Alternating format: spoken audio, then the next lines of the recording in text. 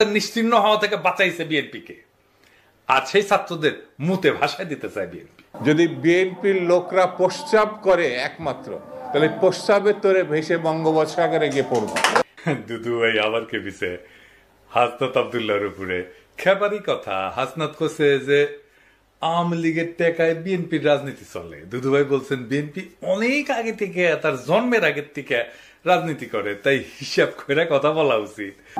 বিএনপির বলো যে আওয়ামী লীগের টাকা দিয়ে রাজনীতি করছে। যদি বিএনপির লোকরা প্রস্রাব করে একমাত্র, তাহলে প্রস্রাবের তোরে ভেসে বঙ্গোপসাগরে গিয়ে পড়বো। সবকিছুর একটা সীমা থাকতে হবে। এমন কোনো কথা বলবা না যে কথার দায়িত্ব নিতে পারবা না। বিএনপি সম্বন্ধে যে অভিযোগ করছো, সেই অভিযোগের জবাব যদি বিএনপি শুধু থুতু ফেলে, সেই থুতুর মধ্যে তোমার খুঁজে পাওয়া যাবে না। সেই জন্য আমি বলবো হিসাব করে কথা বলা, হিসাব করে চলা, আর গণতান্ত্রিক রীতিনীতি মানা। পোলা পাইন করলে বহুত ব্যর্থ আছে দুদু ভাই। ঠিকই কইছেন, ঠিকই কইছেন। সব জায়গায় দুদু ভাইরা লোক ঢুকেছে, একেবারে ফাউল এগুলো।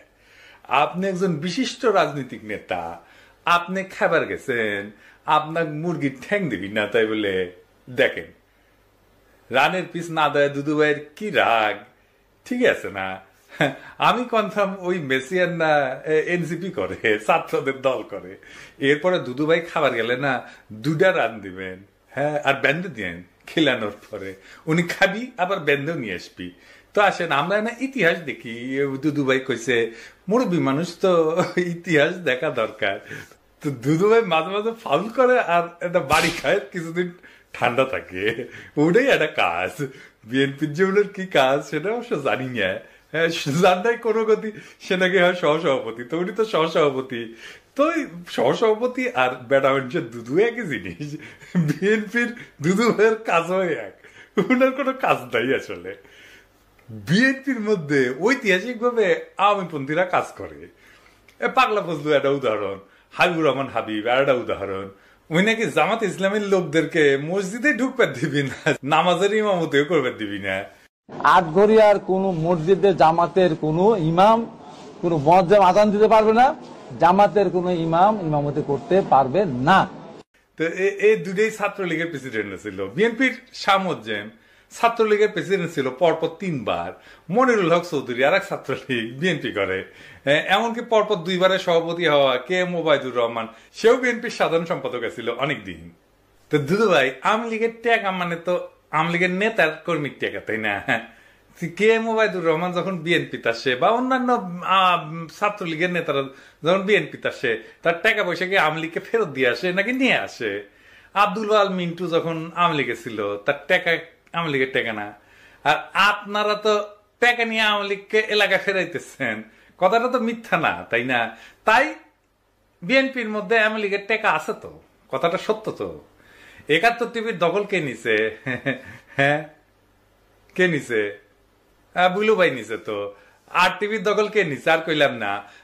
এস আলমের সাম্রাজ্য কে দেখতেছে? সালাউদ্দিন সাহেব দেখতেছে। সামিটে যায় কে বসতেছে? হ্যাঁ, আপনাদের কোষাধ্যক্ষের ছেলে বসতেছে। হ্যাঁ, দখল করতেছেন সবকিছুই। দেখেন ভ্যান চালকের জমিও তো বাদ দিতেছেন না। 1200 বিঘা চিংড়ি ঘের দখল করেছেন। হ্যাঁ, আর দেখামো এডিটর সাহেব দেখাবো না। আচ্ছা ঠিক আছে, আজকে বাদ দিই, আজকে না দেখাই। বিএনপির যত দখল সে নিয়ে আলাদা এপিসোড করবো নি। এইটা সাহেব কি কর না কি? ঠিক আছে, আচ্ছা ঠিক আছে, এডিটর কইছে ঠিক আছে।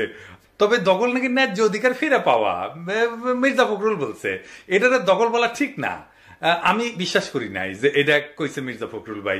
কিন্তু বিএনপির ভেরিফাইড টুইটার অ্যাকাউন্টে এটার প্রমাণ আছে। দেখেন এডিটর সাহেব দেখে দেন এটা যে ভেরিফাইড টুইটার অ্যাকাউন্ট, এটা দেখে দেন।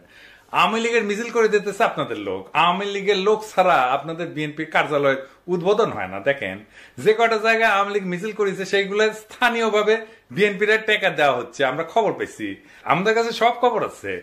2-1 জায়গায় বিএনপি ধাওয়া দিচ্ছে সত্য, তবে এগুলো স্থানীয় অ্যারেঞ্জমেন্ট। আমি জানি না টাকা না পেয়ে ধাওয়া দিচ্ছে কিনা, সেটাও হইতে পারে। আমার ক্ষুদ্র ভ্রাতার ভগিনী দেখই আওয়ামী লীগ এখন নিষিদ্ধ সংগঠন, মিছিল করতে দেখলে একাই আগায় যাবেন, একা থাকলেও ধাওয়া দিবেন। একা ধাওয়া দিবেন, দুই হাতে দুইটা ইটা নিবেন, ইটে নিয়ে ধাওয়া দিবেন, এটা মিছিলে ধাওয়া দিয়ে দেখেন এগুলো ভিতর ডিম। আপনি একলা ধাওয়া দিলে পলাবে, লিগে রাখতে পারেন, মাইরা হাড্ডি গুঁড়া গুঁড়া করে তেনা বানাই দিবেন, কিচ্ছু হবে না আপনার। নিষিদ্ধ ঘোষিত দলরে মারি দিচ্ছেন, বাড়ি দিচ্ছেন, কিচ্ছু হবে না। আমি দায়িত্ব নিলাম, কিছু হইলে আমাক করবেন, আমি দেখবো। আসলে বিএনপি হয়েছে কি, বিএনপি করে আওয়ামী লীগ, বিএনপি আওয়ামী লীগ করিচ্ছে। যাই মানে এখন মনে হচ্ছে যে বিএনপি আসলে যে আওয়ামী লীগ করে, এটা কি ব্যান কথা কইলাম আর বুঝাই কই। আওয়ামী লীগের যা কর্মসূচি ছিল, যা লক্ষ্য ছিল, তা বিএনপি কইরা দেয়। আওয়ামী লীগ একার শক্তিতে কখনো যেটা পারতো না, সেটা বিএনপি আওয়ামী লীগের সেই কর্মসূচি কইরা দেয়। এখন দেখেন অনলাইনে বিএনপি আওয়ামী লীগ একই সাথে গেলায় আমাকে দেখেছেন, আমার কমেন্ট বক্সে দেখেন ফেসবুকে, বিএনপি আওয়ামী লীগ একই সাথে আমার গেলায়। তত্ত্বাবধায়ক সরকার কার দাবি ছিল? আওয়ামী লীগের দাবি ছিল। কোন সরকার সেটা বাস্তবায়ন করেছে? আইন সংশোধন করেছে, সংবিধানে ঢুকেছে, বিএনপি সরকার ঢুকেছে। জিয়া কি ছিল? বাংলাদেশের প্রেসিডেন্ট ছিল, তাই না? প্রেসিডেন্সিয়াল সিস্টেমই বাংলাদেশের জন্য সবচেয়ে ভালো। প্রেসিডেন্ট সিস্টেম এটা বিএনপির কর্মসূচি। প্রেসিডেন্সিয়াল সিস্টেম থাকলে আসে না জিন্দেগি, প্রেসিডেন্ট ওভার পারল না নি। আওয়ামী লীগের দাবি ছিল এই প্রধানমন্ত্রী শাসিত পার্লামেন্টারি সিস্টেম। এই বিএনপি নিজেরা রাষ্ট্রপতি শাসিত শাসন ব্যবস্থার পক্ষ হইলেও প্রধানমন্ত্রী শাসিত শাসন ব্যবস্থা প্রবর্তন করছে বিএনপি, আইন করে বিএনপি প্রবর্তন করছে। এই পার্লামেন্টারি সিস্টেম ভালো কাজ করে যদি রাজা থাকে। এইগুলা সে সমস্ত দেশের জন্য ঠিক আছে, কিন্তু বাংলাদেশের জন্য ঠিক নাই। আমি এই এপিসোডে আলাপটা করেছিলাম, দেখে নিতে পারেন কেন প্রেসিডেন্সিয়াল পদ্ধতি বাংলাদেশের জন্য সবচেয়ে ভালো। আবার দেখেন বিএনপি ৭২-এর সংবিধান রক্ষা করতে চায়। ৭২-এর সংবিধান বাতিল করা সম্ভব না বলছেন মির্জা ফখরুল, দেখেছেন? তো আপনারা তো আসলে আওয়ামী লীগ করতেছেন, আর কি কি করতেছেন?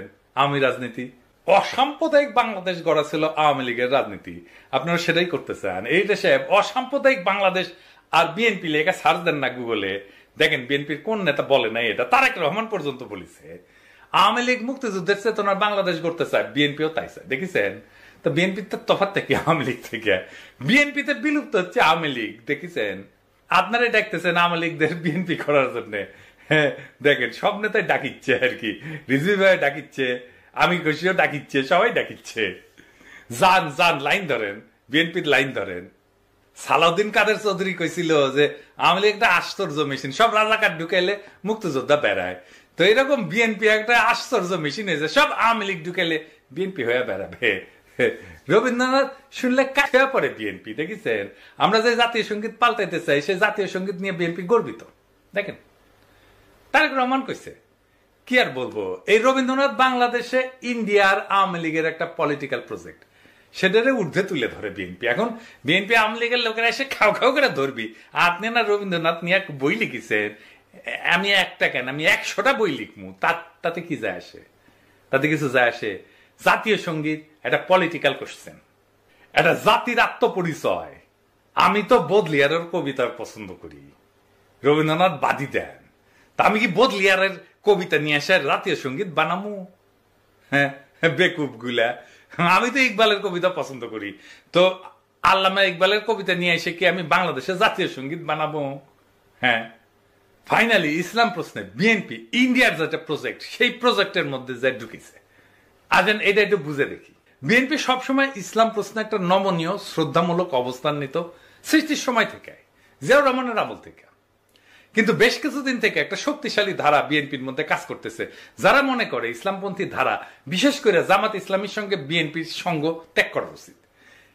এইটা বাস্তবায়িত হয়েছে পূর্ণাঙ্গভাবে হাসিনা পতনের পরে। দল হিসাবে ইসলাম প্রশ্নে বিএনপি কিভাবে নীতিগত কৌশলগতভাবে মোকাবেলা করবে তা নিয়ে অবশ্যই তারা সিদ্ধান্ত নিতে পারে। কিন্তু একটা জিনিস বুঝতে হবে বাংলাদেশের সবাইকে, যারা রাজনীতি করতে চায়, যারা ভবিষ্যতের রাজনীতি করবে সবাইকে, সেটা হইতেছে আদর্শগত মর্মের দিক থেকে বাংলাদেশের বর্তমান এবং আগামী রাজনীতির নির্ধারক হচ্ছে ইসলাম প্রশ্ন। এটাকে এড়ায় যাওয়ার উপায় নাই, যেভাবেই বলেন না কেন এটাকে এড়ায় যেতে পারবেন না। মর্মের দিক থেকে বাংলাদেশের আগামী রাজনীতির এইটাই নির্ধারক প্রশ্ন, আপনি চান বা না চান। পাশ্চাত্য লিবারাল রাজনীতির কাঠামোর মধ্যে বাংলাদেশের সংখ্যাগরিষ্ঠ জনগণের ধর্মীয় আবেগ, সংবেদনা, স্বপ্ন, সংকল্প বিএনপি তার জাতীয়তাবাদী রাজনীতির বয়ানের মধ্যে কিভাবে অন্তর্ভুক্ত করবে, সেটা একটা বুদ্ধিভিত্তিক কাজ হইতে পারত, সাহায্য নিতে পারত। সেটা তো নিবে না, ওরা সবার থেকে বেশি বুঝে। এটা একটা খুব ইন্টেলেকচুয়াল ট্যাকটিক্যাল কৌশলগত কাজ হইতো, বলাই বাহুল্য বিএনপি সেটা করতে সক্ষম না। এটা তাদের কম্য না। তারা বুঝাই দিছে এটা তারা পারবে না। সেকুলার ইসলামপন্থীদের জোটে একসঙ্গে ধরে রেখা শেখ হাসিনার শাসনের বিপরীতে বিএনপি একটা সময় পর্যন্ত দাঁড়িয়ে থাকতে পারছিল। কতক্ষণ? যখন খালেদা জিয়া ক্ষমতায় ছিল, যখন খালেদা জিয়া নেতৃত্বে ছিল। সেটা লিবারাল রাজনীতির সংস্কৃতির দিক থেকে একটা খুব বড় সাফল্য ছিল। ইন্ডিয়া এই সাফল্যটা নস্যাৎ করতে বদ্ধপরিকর ছিল। তারা পরিকল্পনা করছে। ইন্ডিয়ার এই কৌশল শুধু জামাত ইসলামকে বিএনপি থেকে বিচ্ছিন্ন করে না, মূলত ভারতীয় আধিপত্যবাদের বিপরীতে ধর্মনিরপেক্ষতাপন্থী এবং ভারতীয় আধিপত্যবাদের বিরুদ্ধে সেকুলারপন্থী এবং ইসলামপন্থীদের সম্ভাব্য ঐক্যের যে কোনো সম্ভাবনা ভারত নস্যাৎ করে দিতে চায়। 20 দলীয় জোটের মধ্যে এই ঐক্যের একটা বীজ ছিল। এটার অঙ্কুরেই বিনষ্ট করা ছিল ভারতের রাজনীতির একটা বিরাট কৌশল। বিএনপি এবং ইসলামপন্থীদের মধ্যে ফাটল ধরানো, সেই জন্য শেখ হাসিনা, বাম এদের একটা অন্যতম কৌশল ছিল। ফ্যাসিবাদের বিরুদ্ধে জুলাই আগস্ট বিপ্লবে এই যে সেকুলার, বাম, ইসলামপন্থীদের ঐক্য, এটা খুবই তাৎপর্যপূর্ণ রাজনৈতিক সন্ধি ছিল। এর বিপদ বুঝবার বিচক্ষণতা ভারতের আছে। এই রাজনৈতিক সন্ধির বীজ জাতীয় রাজনীতির সম্ভাব্য দিক নির্দেশক হয়ে ওঠার আগেই ভারতকে সমূলে নষ্ট করে দিল বিএনপিকে দিয়া। ভারত তার বিপদের ক্ষেত্রগুলোকে বাস পাখির মতো চোখ এনে ধরতে পারে বাংলাদেশে। 71-এর মুক্তিযুদ্ধে জামাত ইসলামের ভূমিকার বিচার আর বাংলাদেশের ইতিহাস, সমাজ, সংস্কৃতি আর রাজনীতিতে ইসলামের ভূমিকার প্রশ্ন দুইটা আলাদা প্রশ্ন। 1971-এ জামাত ইসলামের ভূমিকার কারণে বাংলাদেশের শক্তিশালী ইসলামপন্থী রাজনীতির উদ্ভব এবং বিকাশ অনেকটা ক্ষতিগ্রস্ত হয়েছে, সেটা আমরা মানি বা না মানি। কিন্তু বিএনপিকে জামাত ইসলাম থেকে বিচ্ছিন্ন করা যে একান্তই ভারতের এবং লীগের প্রধান কৌশল, যার উদ্দেশ্য বিএনপিকে আরো দুর্বল করা, খর্ব করা, এটা বোঝার জন্য খুব একটা রাজনৈতিক জ্ঞানের প্রয়োজন হয় না, আইনস্টাইন হওয়ার দরকার নাই। এটা উল্টা দিকে জামাত ইসলামকেও দুর্বল করা কৌশল। আমি মুক্তিযুদ্ধের চেতনার প্রশ্নে তারেক রহমানের একটা পুরনো সাক্ষাৎকার দেখাই, যখন খালেদা জিয়া বিএনপি প্রধান, যখন খালেদা জিয়া নেতা, সেই সময় বিএনপি আসলে মুক্তিযুদ্ধ প্রশ্নে কি স্ট্যান্ড নিত। আমি এই সাক্ষাৎকারটা সাপ্তাহিক 2000-এ প্রকাশিত হয়েছে, 2001 সালের 17 আগস্ট। এইটা পরে জনগণের মুক্তিযুদ্ধ চেতনার স্বরূপ সন্ধান এই নামে আহমেদ মুসা সম্পাদনা করে আর একটা বই বের করে। তো সেই সাক্ষাৎকার বড়, কিন্তু আমি শুধু মুক্তিযুদ্ধ বিষয়ক অংশটা তুলে ধরতেছি। এইখানে আমি সাপ্তাহিক 2000-এর প্রশ্ন এবং তারেক রহমানের উত্তর সেটা আপনাদেরকে বলতেছি। জামাতে ইসলামীকে কি আমি মুক্তিযুদ্ধের বিপক্ষ শক্তি বলবো না? আমি কিন্তু জিনিসটাকে ভিন্নভাবে দেখি। এটা আমার আগের জেনারেশন বলতো। আমি বলবো আসুন আমরা ভিন্নভাবে চিন্তা করি। 1971 সালে মুক্তিযুদ্ধ হয়েছিল, আমার বাবা মুক্তিযুদ্ধ করেছিলেন, তারা বুঝেছিলেন তারাই সঠিক কাজটি করছেন। জামাতকে অনেকে, আপনারা, আওয়ামী লীগ বলে যে তারা মুক্তিযুদ্ধের বিপক্ষ শক্তি। দেশ তো এখন স্বাধীন হয়ে গেছে। আমাদের সবচেয়ে বড় বাস্তবতা হচ্ছে দেশ কিন্তু এখন স্বাধীন। 71-এ জামাত হয়তো মনে করেছিল মুক্তিযুদ্ধটা ঠিক নয়, এ কারণেই হয়তো তারা এটার বিরোধিতা করেছিল। স্বাধীনতার পর জামাতের কোন নেতা কি বলেছে এটাকে আমরা আবার পাকিস্তানের নিয়ন্ত্রণে নিয়ে যাব? আমার তো মনে পড়ে না কোথাও তারা এটা বলেছে। দেশ এখন স্বাধীন, আমরা 30 বছর পেরিয়ে এসেছি। এই যে মুক্তিযুদ্ধের চেতনা, রাজাকার, এটা নিয়ে আমাদের পূর্বপুরুষদের এত সময় নষ্ট করেছে যে যেটার ভোগান্তি এখন আমাদেরকে পোহাতে হচ্ছে। আমার জেনারেশনকে বলবো আসুন আমরা সামনে এগোই, রাজাকার নিয়ে চিন্তা করে সময় নষ্ট না করে মানুষের অর্থনৈতিক মুক্তির লক্ষ্যে যা করা উচিত বা যা করা প্রয়োজন সেটা করি। যুদ্ধাপরাধীর বিচার বা শাস্তির ব্যবস্থা তো একটা স্বাভাবিক ঘটনা, এটাকে ভুলে গেলে চলবে কি করে? জার্মানি 40 বছর পর প্রশ্নটা শেষ করতে দেননি তারেক রহমান, তার আগেই উনি বলতে শুরু করেন। জার্মানি 40 বছর পর নাৎসিদের বিচার করেছে। 40 বছরে তারা প্রথমে দেশের প্রতিটি মানুষের বাসস্থানের ব্যবস্থা করেছে, কর্মসংস্থানের ব্যবস্থা করেছে, তারপরেই তারা এটাতে গেছে। আপনি বলছেন আগে আমরা মানুষের মৌলিক চাহিদা পূরণ করব, তারপরে মুক্তিযুদ্ধের বিপক্ষ শক্তি বা রাজাকার নিয়ে চিন্তা করব। অফকোর্স আমার বাবা যুদ্ধ করেছেন। কেন যুদ্ধ করেছেন? যাতে দেশের প্রতিটি মানুষের বাসস্থান থাকে, খাদ্যের নিশ্চয়তা থাকে, অর্থাৎ মানুষের মৌলিক চাহিদা নিশ্চিত করার জন্য। কিন্তু 30 বছরে আমরা মানুষের এই মৌলিক চাহিদাগুলো পূরণ করতে পারিনি।